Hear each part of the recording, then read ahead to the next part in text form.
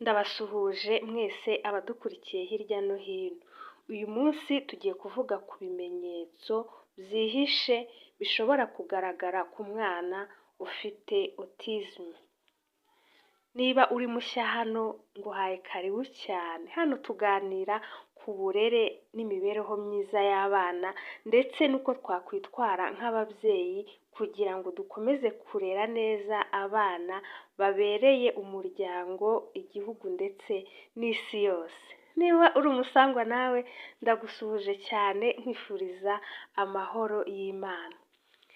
Autism rero akaba ari ubumuga umwana avukana, ariko ntabwo buhita bugaragara ku buryo umubyeyi yahita amenya ko umwana afite ikibazo, kuko biba ari ibimenyetso bitari byagaragara cyane iyo umwana akiri muto.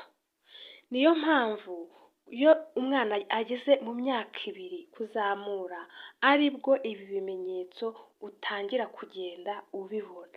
Ibi bimenyetso rero iyo ubibonye ukihutira kumujyana mu mpuguke mu by'ubuzima bwo mu mutwe cyangwa se muri za centre zitandukanye zikurikirana abana bafite iki kibazo, biramufasha cyane kuko hari ibishobora guhagarikwa ku buryo birangira, nubwo byose bitarangira 100%, ariko hari ibivaho umwana akabasha gukura adafite ibibazo biremereye nk'ibyo yakabaye afite atarakurikiranywe ku gihe.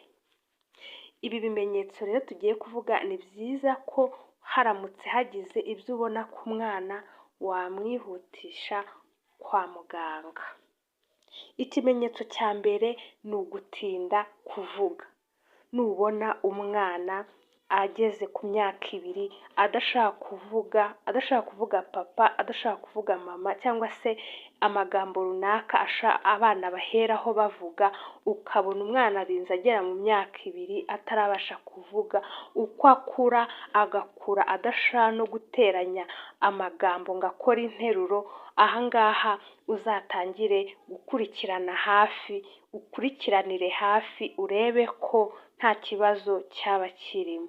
Ahangaha uyu mwana uzabona ko yumva ibyo uvuga, abasha kubyumva, ariko ukabona ntabwo avuga, ukabona nta gahunda rwose afite yo kuba yasohora ijambo ngo arivuge. Ikimenyetso cya kabiri ni ukudahuza amaso n'umuntu. Uyu mwana ufite ubumuga bwa autism ni umwana ukunda kureba mu cyerekezo gitandukanye n'icy'umuntu bari kumwe. Ni ukuvuga ngo iyo umuntu bari kumwe ashaka ko bahuza amaso, ashaka kumureba mu maso, we ubona atabishishikariye, ahubwo we ashishikajwe no kureba mu kindi cyerekezo ahandi hantu ku ruhande.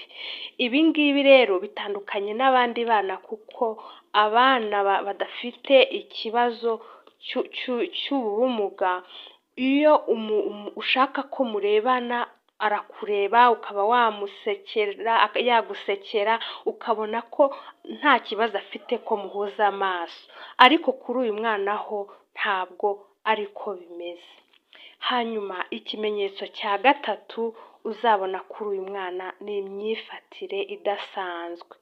Uyu mwana agira amahane menshi arenze ayo ushaka kubona ku bandi bana, ndetse ikintu iyo kitamushimishije ararira cyane, ukabona ntabwo ari ibintu bisanzwe. Uyu mwana ntabwo yigaburira ngo ubone ko afite imbaduko mu kuba yafata ikiko cyangwa se icyarisha runaka ngo ubone ko yakwigaburira, nubwo yaba ari kugenda yigira hejuru.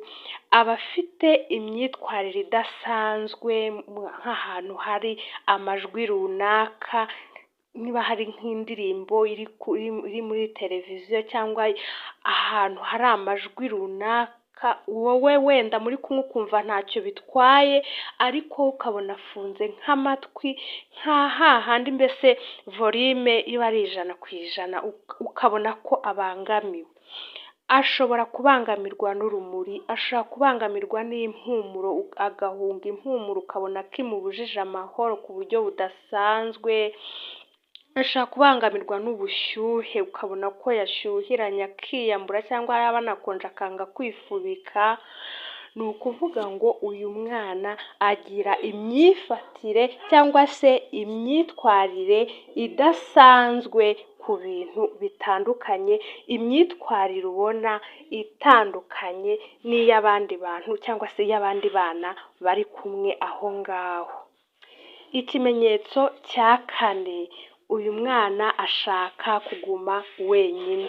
Ni ukuvuga ngo niyo haba hari abandi bana bangana, hari abandi bana baziranye babana umunsi ku munsi, uzabona atihutiye kuba yakina nabo ngo ubone ko ashaka kubavugisha, uzabona afite guceceka gukabije kandi ubone bidasanzwe. Hari abana basanzwe batavuga amagambo menshi, ubona biturije bacecetse, ariko kuri uyu nguyu we uba ubona bidasanzwe, ahubwo we aba yarafashe nk'ikintu kimwe ahugiraho, tuvuge niba ari igikinisho cye runaka cyangwa se niba ari ururabo ruri ahantu, mbese aba afite ikintu runaka ahora asubiraho buri kanya akajya kugihugiraho, ukabona nicyo kimushishikaje kurusha kuba yaba ari kumwe n'abandi bana.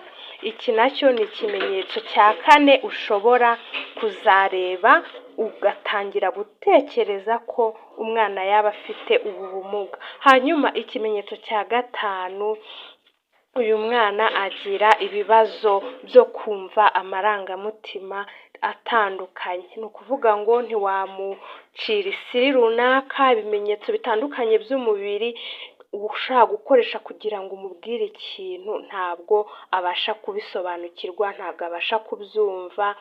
Hanyuma kandi we noneho agira ibimenyetso bidasanzwe nko gufata umuntu akamugundira kandi ubona atari ukumuhobera cyangwa atari ukumusuhuza, ahubwo ukabona aragufashe aragukomeje, ukabona ko ari ibintu bidasanzwe. Aha ngaha nabwo ibi bimenyetso ubibonye watangira gutekereza kumujyana ku mpuguke mu buzima bwo mu mutwe kugira ngo barebe ko hari ikibazo afite bagikurikirane hakiri kare. Hanyuma ikimenyetso cya nyuma twateguye ushaka kubona ku mwana ni ukugira akamenyero ke kandi mu buryo budasanzwe. Ni ukuvuga ngo ashobora gushyiraho isaha ye aryamira, ashobora guhitamo ibyo kurya runaka ahitamo akumva ko ari byo agomba kurya nta bindi, ashobora guhitamo umwenda runaka akumva ko ari we agomba kwambara igihe cyose. Ni ukuvuga ngo agira amahitamo n'amahame bikakaye biri mbese bidahinduka, ku buryo ubona nabyo ari ibintu bidasanzwe. Ibi bimenyetso rero uko ari bitandatu nibyo twabahitiyemo by'ingenzi. Uramutse ubibonye ku mwana ntuzashidikanye kumwihutana kwa muganga babizobereyemo kugira ngo ubashe gufasha umwana hakiri kare kandi bizamugirira umumaro. Ndagushimiye cyane rero wowe wakurikiye ikiganiro, kandi nkwibutsa gukora subscribe kandi nkwibutsa kujya ugaruka ugakurikira ibiganiro byacu. Naho utaha.